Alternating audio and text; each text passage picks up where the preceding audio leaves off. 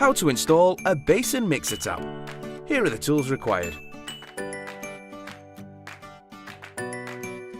First, check the new tap for imperfections. Turn off the hot and cold water via boiler or isolation valves. Once water is off, open the tap to drain excess water. Undo tap connection and remember not to lose the washers.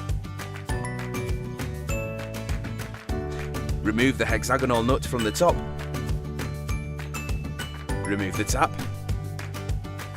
Clean the area.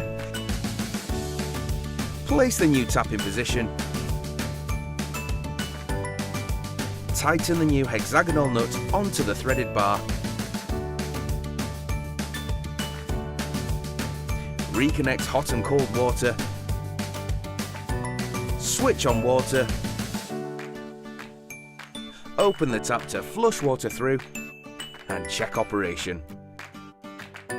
Happy days!